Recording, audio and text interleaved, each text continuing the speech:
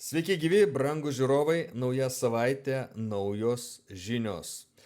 Ir reikia pasirinkti, kuri žinia yra svarbesnė. Ar dronas ukrainietiškas su sprogmenimis nukritęs Utenos rajone, ar 90 policajų, mentų, provokatorių, kurie nuvežė į Ukrainą, į Lvovą 79 policijos automobilius tam, kad vietiniai tenai Kijevo oligarchato, judo oligarchato huntos perversmininkų banditai turėtų su kuo gaudyti ir į ką kišti patrankų mėsą. Dabar aš net nebejoju, kad netrukus pasieks socialinius tinklus, Facebooką, Telegramą, pasieks kadrai, kaip į tuos baltas mikrūškės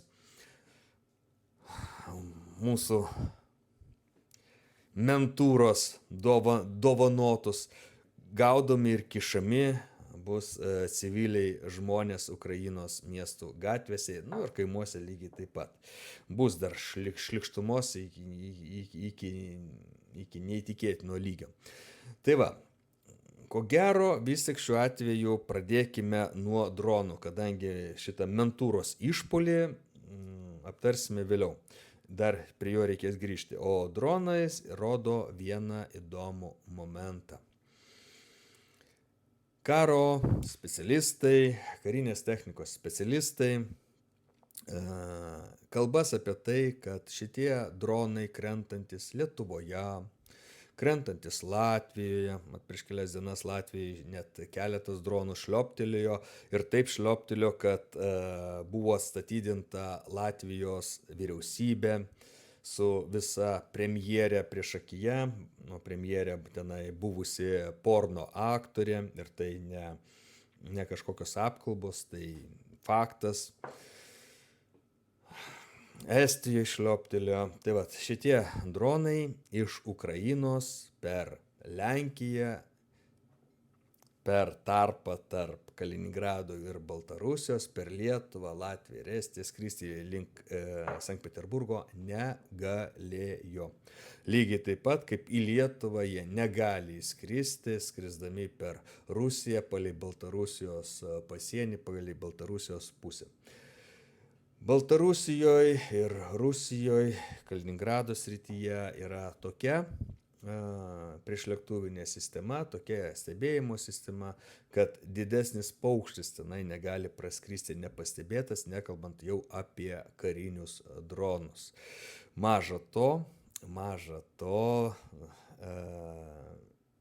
ar yra variantas, kad per visą Lietuvą skrendant šituo rytiniu Lietuvos pakraščiu galėtų praskristi dronas iš Lenkijos pusės nepastebėtas.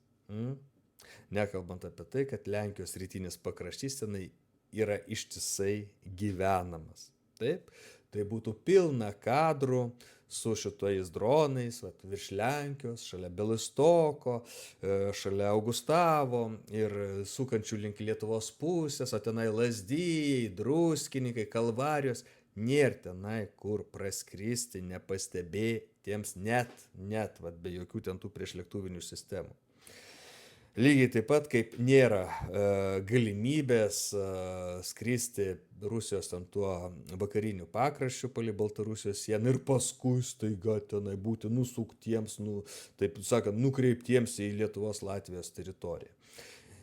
Čia yra kliedesiai kvaileliams ir vaikeliams. Realybė yra daug žiauresnė. Šitie degradai, kurie nori įtraukti Lietuvą, Latviją, Estiją į karą prieš Rusiją, tai yra šiaurinis frontas kartu su Suomija, šitie degradai dronus leidžia iš Lietuvos, Latvijos ir Estijos teritorijų. Ir tie dronai, kurie nukrenta, tai yra tiesiog jų nekokybiško darbo pasekmė.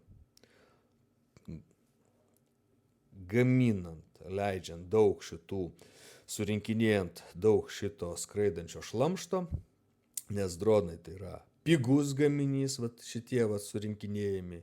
Surinkti juos galima bet kokiame garaže, palei fronto liniją, tenai, bunkeryje požeminėme. Na, žodžiu, tam nereikia aukštųjų technologijų gamyklų ir viso kito, kaip yra, pavyzdžiui, gaminami DJI dronai ir paskui kurie pardavinėjami po visą pasaulį. Ne, tas šlamštas, kuriuo ukrainiečiai skraidina sprogmenis į Rusijos pusę, yra gaminamas labai primityviom sąlygom. Atitinkamai, koks nors Glušius tenai netaip laiduką prilitavo, tenai kreivai varžtuką prisuko, ten nepakankamai atidžiai primontavo variklį, ar ten propelerį nedasuko, ar galų gale nekokybišką mikroschemą įstatė ir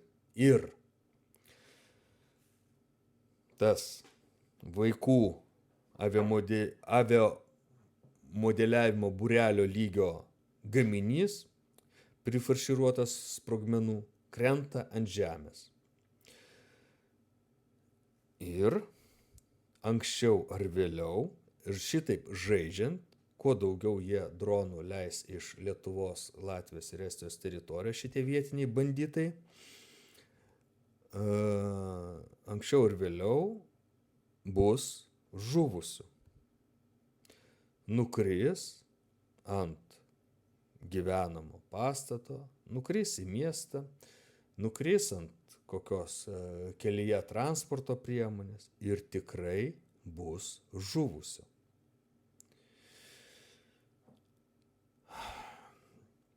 Kas už tai bus atsakingas? Jūs galvojate, kad policija, kurios generalinis komisaras priešakyje 79, dar tai yra priešakyje 90 mentų nuvarė 79 automobilius šitiems Kijevo judo oligarchato perversmo huntistams, imsis sąžiningos ir griežtos kontrolės tam, kad pričiuptų savus.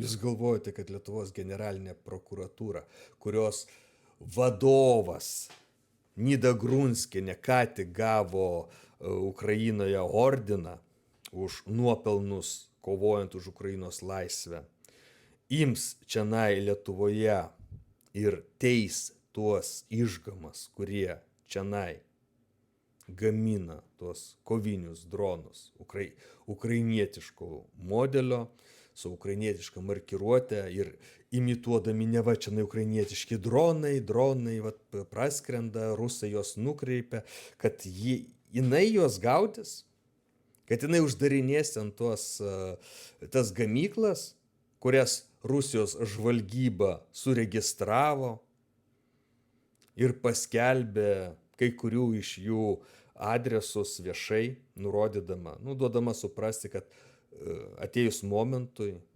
jeigu bus toks reikalas, tiesiog juos išdaužys raketomis.